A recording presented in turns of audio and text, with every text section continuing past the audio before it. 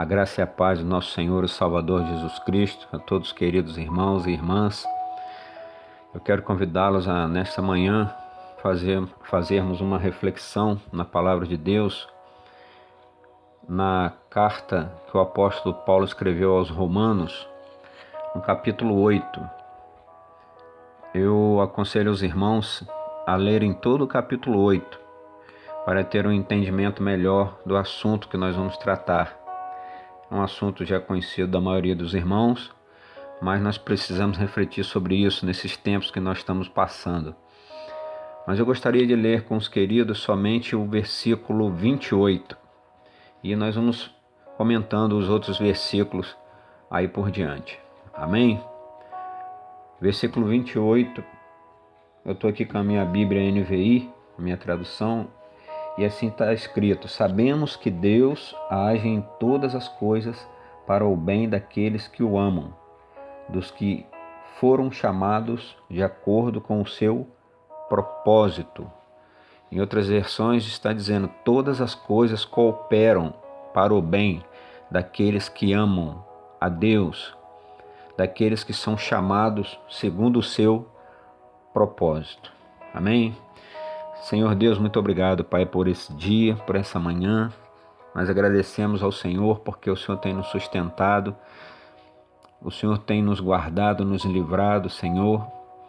E nós cremos que naquele grande dia ao qual o Teu Filho Jesus Cristo virá resgatar o Teu povo, nós estaremos aqui, Senhor, ansiosos pela chegada dEle.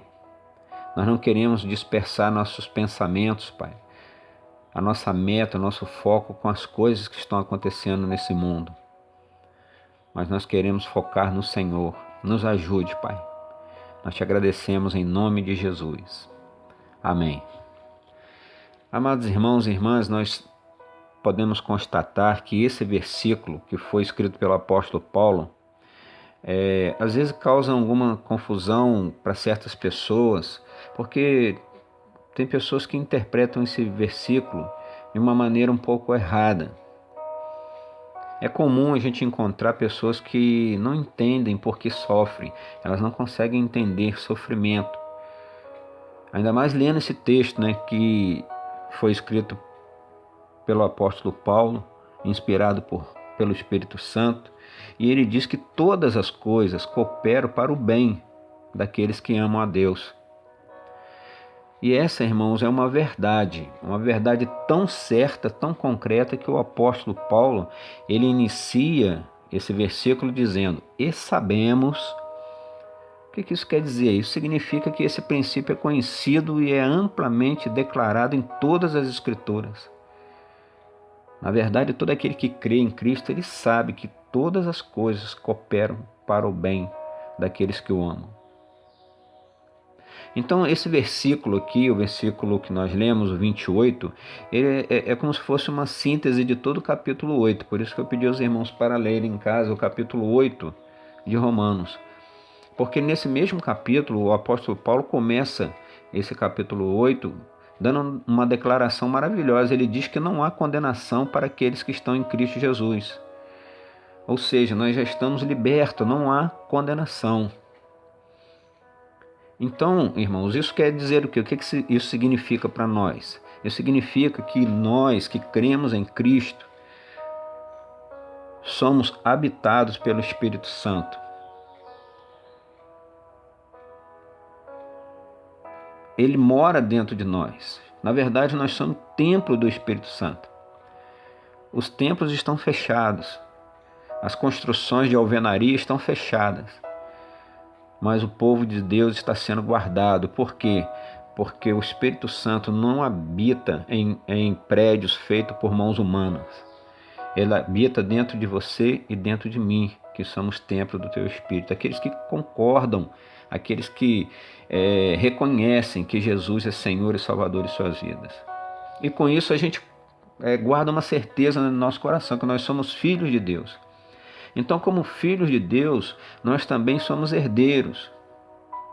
E um dia, irmãos, nós seremos ressuscitados gloriosamente. Aqueles que já partiram, Nós que estamos aqui ainda vivos nesse mundo, nesse corpo pecaminoso, um dia iremos partir, ou Jesus vai vir nos buscar. Não sei o que vai acontecer primeiro, mas a declaração de Paulo é que nós teremos um corpo ressuscitado gloriosamente. Então todos nós passamos por sofrimentos por causa de Cristo, irmãos, por declarar que nós somos cristãos. Mas nós temos que nos alegrar porque em breve, muito em breve, nós vamos partilhar da glória de Deus. Nós seremos unidos a Ele para sempre. Mas até que esse grande dia venha, o Espírito Santo, o que ele faz? Ele nos auxilia nas nossas fraquezas. Ele nos auxilia. Então, irmãos, tudo isso está assim centrado nesse versículo 28, que todas as coisas cooperam para o bem daqueles que amam a Deus, daqueles que são chamados segundo o seu propósito. Mas nós podemos pensar junto aqui em algumas coisas que são muito importantes para a gente entender. Em primeiro lugar, é muito importante entender que todas as coisas não significa apenas algumas coisas. Esse é um problema que acontece com muita gente. A gente começa a fazer separação de coisas. Não, quando diz que todas as coisas, são todas as coisas. Quando ele diz que todas as coisas cooperam para o bem, o apóstolo Paulo não está apenas falando de alegria, de felicidade, de realização que nós temos na nossa vida, irmão, de prosperidade. Não, ele está falando de todas as coisas. E isso inclui também, sofrimento, tristeza, perda de entes queridos, adversidades. Então são todas as coisas. Nada mais, nada menos do que isso, perdão. Então, na verdade, irmãos, essa sentença inclui cada detalhe, porque Deus, Ele está no controle de todas as coisas. Quando o apóstolo Paulo fala todas as coisas cooperam para o bem, ele aponta para a providência de Deus. Nada escapa, irmãos, do controle de Deus. E Ele soberanamente faz com que todas as coisas cooperem para o nosso bem. Mas o detalhe aqui é que a gente percebe que não é para o bem de todo mundo. É para o bem de certas pessoas. E quem são as pessoas que são confortadas com essa promessa de que todas as coisas contribuem para o seu bem? A resposta, irmãos, está muito clara aí no texto que nós lemos. São aqueles que amam a Deus. Essa declaração restringe a aplicação desse maravilhoso conforto. Por quê? Porque todos, absolutamente todos, estão debaixo do governo e do controle soberano de Deus. Porém, apenas aqueles que o amam podem descansar na verdade de que todas as coisas, mesmo aquelas que pareçam ser desfavoráveis aos nossos olhos, aos olhos humanos, todas as coisas, irmãos, cooperam para o nosso bem.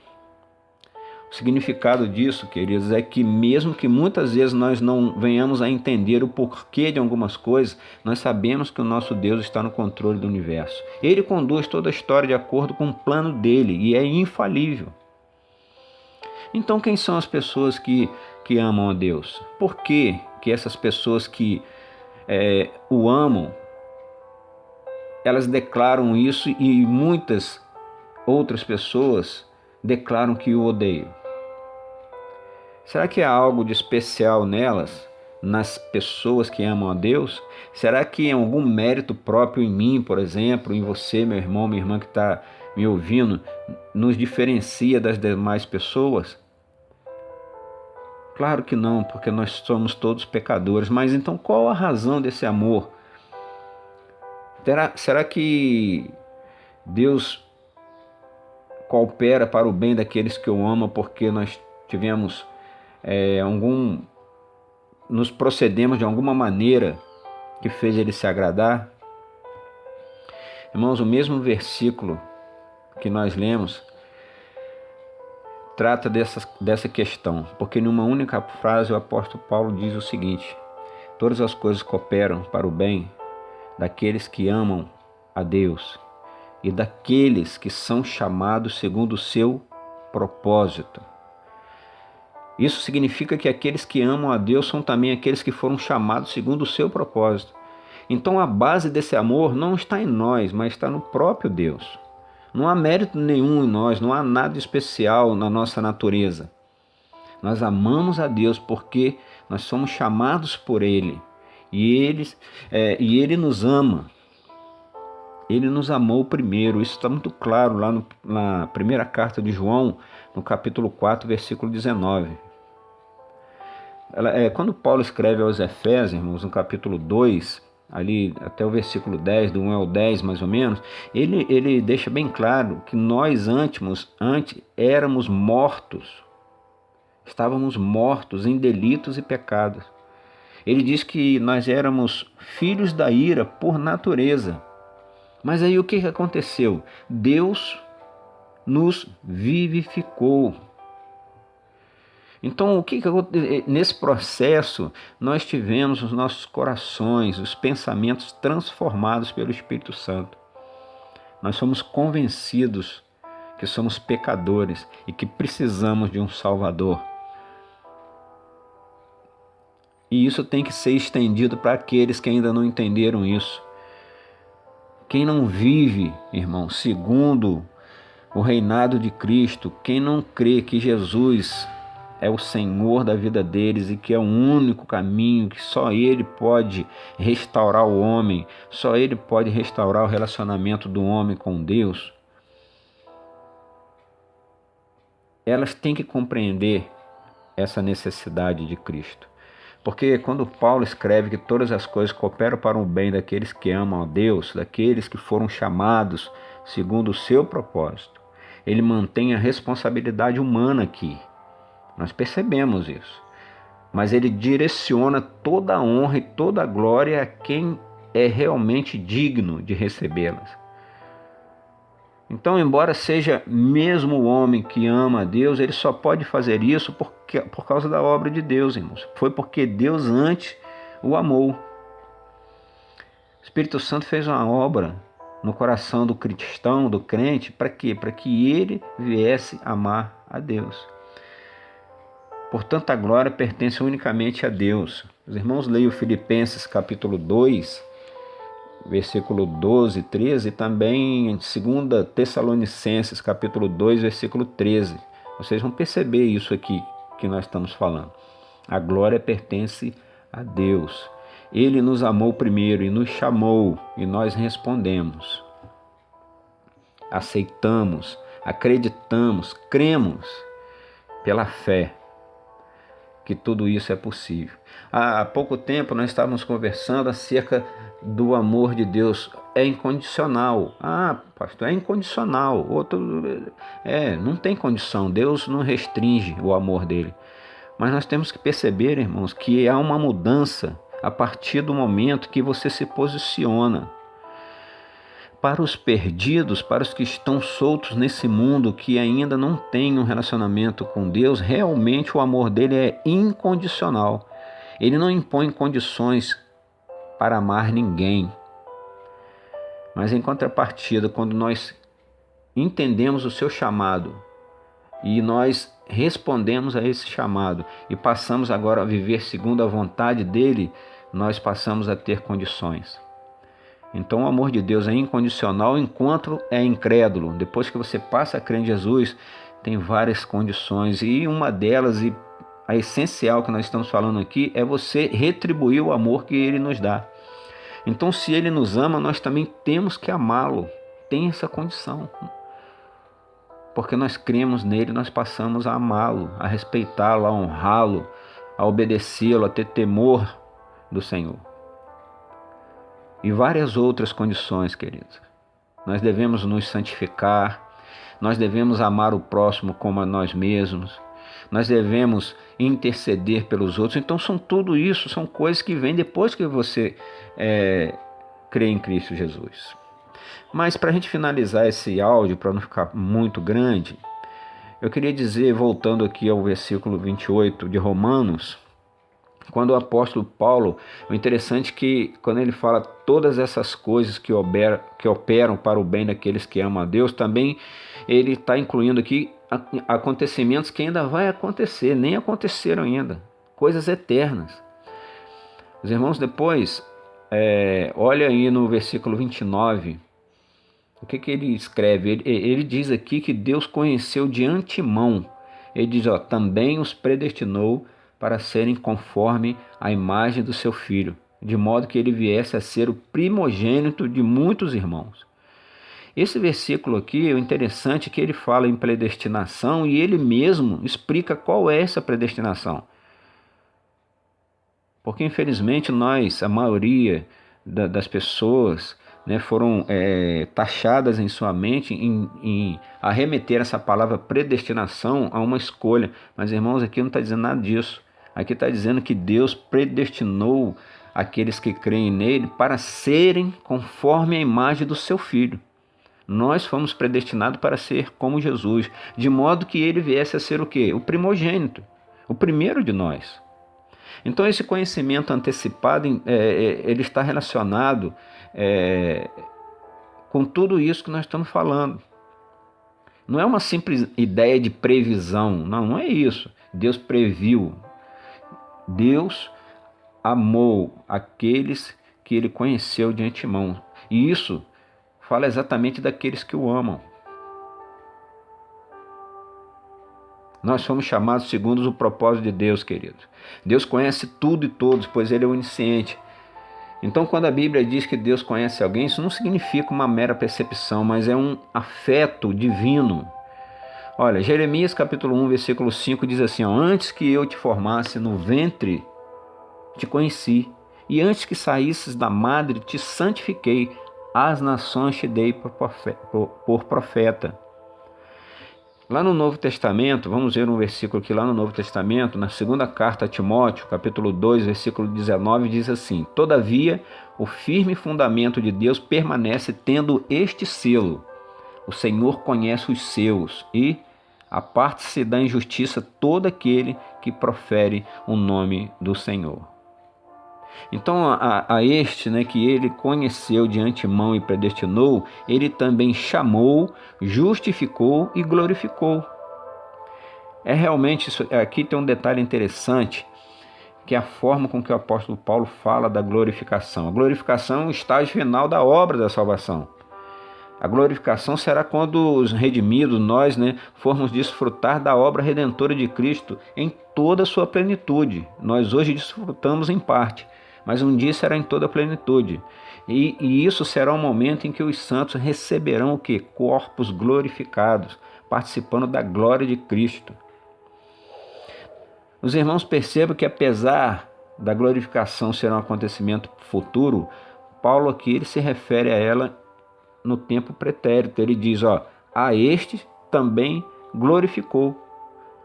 Então, a certeza dessa glória futura é inabalável para o apóstolo Paulo e teria que ser para todos nós também. Então, queridos, tudo isso é mais uma prova de que todas as coisas cooperam para o bem daqueles que amam a Deus e daqueles que foram chamados segundo o propósito do Senhor. Um propósito que jamais, irmãos, percebam, independente de tudo que pode estar acontecendo, este propósito de Deus jamais será frustrado.